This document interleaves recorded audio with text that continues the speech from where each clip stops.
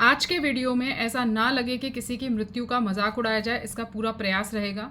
फिर भी अगर किसी भी शब्द पर किसी को आपत्ति होती है तो अग्रिम क्षमा पहले से मांग रही हूँ मैं, क्योंकि हो सकता है कि कभी कोई ऑफेंड हो जाए। तो जुड़े रहिए, आज हम बात करेंगे एक बहुत ही इम्पोर्टेंट टॉपिक पर। मेरे जैसी बहुत सारी स्त्रियों को महिला दिवस समझ में आना बंद हो गया है। प्रोफेशनली भले ही हम लोग फॉर्मली एक दूसरे को विश कर दें या कुछ एक्टिविटीज़ कर लें, पर उसका अर्थ ये नहीं है कि हमारा इस पर विश्वास रह गया। अगर आप मुझसे पूछेंगे या मेरी माँ से पूछेंगे या उनके जैसी और स्त्रियों से पूछेंगे या मेरे जैसी और स्त्रियों से पूछेंगे, तो हमको समझ में आने लग गया है कि हमारे साथ क्या खेल खेला गया है। हम लोगों को सबको शुरू में बताया गया कि आपके उत्थान के लिए किया जा रहा है, आपके लिए है ये, इससे आपको ये मिलेगा वो मिलेगा, घर में जो है इक्वल स्टेटस मिलेगा और वो सब। मुझे नहीं लगता कि सामाजिक बीमारियां और किसी के मन के जो अंदर, जो दिमाग के अंदर जो परसेप्शंस बस जाते हैं, उनको जो है इस चीज़ से तोड़ा जा सकता था, फेमिनिज्म से तोड़ा जा सकता था। मगर फिर भी हमको ये समझाया गया कि हाँ, ये सुधार तो हो सकता है। और वो सब होने के बाद फिर एक दिन आपको पता चलता है कि आपको बेल लेनी पड़ेगी, या आपके भाई के ऊपर आरोप लग गया है, या आपके पिता के ऊपर आरोप लग गया है, या आपके किसी भतीजे, दोस्त, प्रेमी, पति के ऊपर ऐसे गंभीर आरोप लग गए हैं जो उन्होंने नहीं किए हैं, और साथ में आप भी लपेटे में हैं, सवालों में हैं, प्रश्नों में हैं। मेरे भाई की डेथ एनिवर्सरी थी, तो मैंने ट्विटर पर एक छोटा सा नोट पोस्ट किया था, जिस पर एक लड़के का रिप्लाई आया कि अगर आपके साथ ये नहीं हुआ होता तो आपको पता ही नहीं चलता कि सशक्तिकरण के कितने साइड इफ़ेक्ट्स हो सकते हैं। मैं आहत नहीं हुई उससे, क्योंकि मुझे मेरा सोशल मीडिया का एक्सपीरियंस बहुत ज़्यादा हो गया है अब। तो मुझे पता है कि कुछ लोग अपने फ्रस्ट्रेशंस में बैठे हुए हैं, अपनी तकलीफ़ों दुख में बैठे हुए हैं, और वो जवाब नहीं दे पा रहे हैं, तो वो किसी एक को ऐसे टारगेट करते हैं। और आसान भी अपने कमरे में बैठ के ऐसे ट्वीट कर देना। तो मेरा उत्तर ये है कि ये तो सभी के साथ है ना। मतलब जितने अभी आप मेंस राइट एक्टिविस्ट देख रहे हो, उनकी पत्नियां केस नहीं करती, तो उससे पहले तो वो भी वैसे ही थे। तो हम सब के लिए ये बात सच है कि जब तक आपको सुई चुभती नहीं है, तब तक आपको नहीं पता चलता है कि उसमें कितना दर्द होगा। अगला आदमी अगर रो रहा होता है तो सांत्वना देने वाले बहुत कम लोग होते हैं, क्योंकि इसको हमको यहाँ पर बैठकर नहीं पता चलेगा कि उसको क्या कष्ट है, क्या तकलीफ है, जब तक कि हमारे ऊपर भी वो तकलीफ ना आ जाए। तो ये सबके लिए सच है। हाल ही में निशांत त्रिपाठी के साथ ऐसा ही कुछ हुआ कि उनको आत्महत्या करनी पड़ी।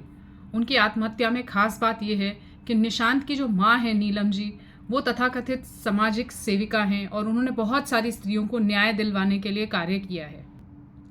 अच्छा, नीलम जी के साथ जो खेल हुआ वही सारी स्त्रियों के साथ हुआ है। हम सबको बताया गया था ना कि ये हम सब लोगों के उत्थान के लिए हो रहा है, स्त्रियां इससे बहुत आगे पहुंच जाएंगी। कहाँ आगे पहुंच जाएंगी वो नहीं बताया गया, बस ये बताया गया कि अगर आप ये जो है मुहिम फॉलो करेंगी, इस फेमिनिज्म के नीति को मानेंगी, तो आपके घर में बहुत उद्धार हो जाएगा, आपका अपना बहुत कुछ जो है सेल्फ रिस्पेक्ट बढ़ जाएगा, आपका समाज में ओहदा बढ़ जाएगा एंड ऑल दैट। तो हम सब उसी से गुजरे हैं, इसलिए मुझे बहुत अच्छी तरह से समझ में आता है कि निशांत के साथ और नीलम के साथ क्या हो रहा होगा। अब निशांत जैसे लड़कों की सबसे बड़ी दिक्कत यह है कि वो फेमिनिज्म के माहौल में पले हैं, सिंगल मदर ने पाला है, उनके पास फादर फिगर जैसी चीज़ नहीं है, तो उनको नहीं पता है कि एज अ मैन बिहेव कैसे करना है। अगर कोई स्त्री ऐसी आ जाती है जो इज्जत के काबिल नहीं है, तो उसके साथ कैसे बिहेव करना है, क्योंकि माँ ने ये सिखाया नहीं, माँ को खुद भी नहीं पता है। माँ तो उसी दुनिया में है जहाँ पर जो है एम्पावरमेंट, सो कॉल्ड सशक्तिकरण और ये सब चल रहा है, जहाँ पर स्त्री को बिना कुछ भी किए जो है इज्जत देने की बातें हो रही हैं। वर्ल्ड वाइड अब सबको पता है कि फादर का आपकी लाइफ में, पिता का आपकी लाइफ में क्या महत्व होता है। पुरुषों से घृणा करके आप एक अच्छा जीवन नहीं व्यतीत कर सकते हैं, चाहे आप स्त्री हों चाहे आप पुरुष हों। उसमें भी यदि कोई बच्चा ऐसे ही माहौल में पला बढ़ा है जहाँ पर जो है स्त्री ही स्त्री की बात हो रही है, तो फिर उसको तो बिल्कुल हैंडल करना नहीं आएगा कि अब क्या करना चाहिए, आगे क्या करना चाहिए। उसमें भी आप एक ऐसी स्त्री को अपने लाइफ में ले आते हैं जो ऑलरेडी पहले भी केसेस फाइल कर चुकी है, तो फिर हम सबको पता है कि उसका रिजल्ट क्या निकलेगा। इतने सालों से इस फील्ड में रहने के बाद मुझे एक चीज़ बहुत अच्छी तरह से समझ में आ गई है कि ये लड़ाई स्त्री बनाम पुरुष बिल्कुल भी नहीं है, इसलिए मैं उस लड़ाई में अब जाती भी नहीं हूँ। ये लड़ाई जो है वो स्त्री के बीच में ही करवाई गई है, और एक ऐसा सिस्टम बनाया गया है जिसमें स्त्री को ये फील करवाया जाता है बार बार कि ये तुम्हारे फेवर में है। क्योंकि ऐसा तो नहीं होगा ना कि सारी लड़कियों को कोई बड़े ऊंचे पद दे दिए जाएंगे और फिर वो सिंगल रहेंगी किसी कुत्ते या बिल्ली के साथ, ऐसा नहीं होगा। बहुत सारी स्त्रियां पुरुषों के साथ रहना चाहेंगी। मैं नहीं कह रही हूं कि शादी ही करेंगी, मैं कह रही हूं भाई बहन रहना चाहेंगे साथ में, दोस्त बन के साथ में रहना चाहेंगे, प्रेमी की तरह रहना चाहेंगे। उनको समस्या आएगी, क्योंकि जब आप गड्ढा खोद रहे होते हैं किसी और के लिए, तो आपके लिए भी तो किसी ने गड्ढा खोद कर रखा होगा ना। इसी को तो कर्मों की गति कहते हैं। तो वो आपके लिए आएगा ज़रूर।